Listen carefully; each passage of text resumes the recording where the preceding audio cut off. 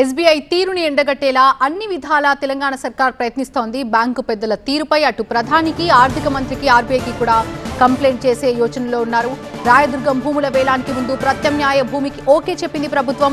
తీరా యాక్షన్ అయ్యాక చాలా రోజుల తర్వాత కూడా కోర్టులో పిటిషన్ వేయడంపై అభ్యంతరం వ్యక్తం చేసింది. చాలా రోజులవుతుంది ఆక్షన్ అయ్యి కూడా. దానికి సంబంధించిన బ్రేకింగ్ చూస్తున్నాం. ఎస్బీఐ రాజకీయ ఒత్తిళ్లకు లోనయ్యే ప్రభుత్వానికి వ్యతిరేకంగా పిటిషన్ వేసిందంటోంది ప్రభుత్వం. 600 కోట్ల భూమిని రాష్ట్ర ప్రభుత్వం కేవలం 13.5 కోట్లకే ఎస్బీఐకి ఇచ్చిందని గుర్తు చేస్తోంది ప్రభుత్వం. భూమిని ప్రతిపాదించినప్పుడు ఎస్బీఐ ఓకే చెప్పిందని ప్రభుత్వం చెబుతోంది. ఇప్పటికే ఎస్బీఐతో ఆర్థిక సంబంధాలపై అటువంటి అంశాలపై కూడా పునఃసమీక్ష చేస్తోంది ప్రభుత్వం. ఖాతాలు, డిపాజిట్ల వివరాల సేకరణలో ఉన్న ప్రభుత్వం అన్నింటినీ ఇతర బ్యాంకులకు బదలాయించే అంశంపై కూడా కసరత్తు కొనసాగిస్తోంది. తాజాగా జాతీయ స్థాయిలో ఎస్బీఐపై వరుస కంప్లైంట్స్ వెల్లువెత్తుతున్నాయి.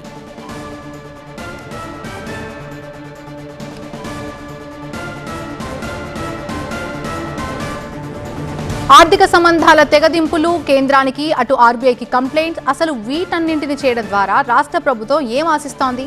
కోర్టులో కేసుండగా ఇప్పుడు ఈ వ్యవహారాల వల్ల ఎటువంటి ఉపయోగం ఉంటుందో మా ప్రతినిధి ప్రభాకర్ అందిస్తారు. ప్రభాకర్, ఎస్బీఐ పైన ప్రభుత్వం చాలా సీరియస్ గా వ్యవహరిస్తుంది. నిన్న కేవలం ఆర్థికపరమైన అంశాల విత్డ్రాకు మాత్రమే ఆలోచించిన ప్రభుత్వం నేడు అవసరమైతే ప్రధానమంత్రితో పాటుగా ఆర్థిక మంత్రి అట్లాగే ఆర్బీఐ కూడా ఫిర్యాదు చేయాలనే అంశాన్ని పరిశీలిస్తుంది. దీనికి సంబంధించి అధికారులతో ఫైనాన్స్ అధికారులు కూడా చర్చలు జరుపుతున్నారు. ఇప్పటికే 11,000 నుంచి 12,000 సగటున 12,000 కోట్ల సగటున మంత్లీ ట్రాన్సాక్షన్స్ ఎస్బీఐతో రాష్ట్ర ప్రభుత్వానికి ఉన్నాయి. సో వీటన్నింటినీ విత్డ్రా చేయడం ఒక రకంగా అయితే, ఎస్బీఐ తమకు ఇచ్చిన మాటను ప్రత్యామ్నాయ భూమిని ప్రాథమికంగా అంగీకరించి దాని తర్వాత ఆక్షన్ అంతా అయిపోయి ప్రభుత్వానికి వచ్చిన 1,000 కోట్ల ఆదాయానికి గండి కొట్టిన నేపథ్యంలో దీంట్లో రాజకీయపరమైన ఒత్తిళ్లు, ప్రలోభాలు ఉన్నాయనే అనుమానాన్ని ప్రభుత్వం వ్యక్తం చేస్తున్న నేపథ్యంలో ఆర్బీఐకి అట్లాగే కేంద్ర ప్రభుత్వానికి ఫిర్యాదు చేయడం వల్ల ఇక్కడ ఇన్ఫ్లుయెన్స్ కేంద్ర ప్రభుత్వ రంగానికి సంబంధించిన బ్యాంకర్సే ఇన్ఫ్లుయెన్స్ అయితే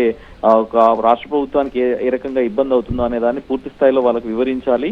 అవసరమైతే ఈ ట్రాన్సాక్షన్స్ పూర్తిగా విత్డ్రా చేసుకోవాలనే ఆలోచనలో ప్రభుత్వం ఉంది. సో దేశవ్యాప్తంగా కూడా ఎస్బీఐ తీరును ఎండగట్టాలనేది ప్రభుత్వం భావిస్తుంది. ఎందుకంటే ఒక రాష్ట్ర ప్రభుత్వం అది ఒక టీజీఐఐసి ద్వారా వేలానికి వెళ్లిన భూమిని మళ్ళీ వాళ్ళు స్వాధీనపరుచుకునే లోగానే కోర్టుకు వెళ్ళడం, కోర్టు స్టే ఇవ్వడం పైన రాష్ట్ర ప్రభుత్వం కొంత అసహనానికి లోనైందని చెప్పాలి. సో దీనిలో భాగంగానే ఎస్బీఐకి అంత పూర్తి స్థాయి క్లారిటీతో ఉన్న కూడా ఎస్బీఐ ఈ విషయంలో క్లారిటీ లేకపోవడం వల్ల ప్రభుత్వానికి చెడ్డ పేరు వచ్చిందనే దాన్ని ప్రభుత్వం వ్యక్తం చేస్తున్న నేపథ్యంలో ఇప్పుడు కేంద్ర ప్రభుత్వానికి ఫిర్యాదు చేయాలనే ఆలోచనలో రాష్ట్ర ప్రభుత్వం ఉంది. థాంక్యూ ప్రభాకర్.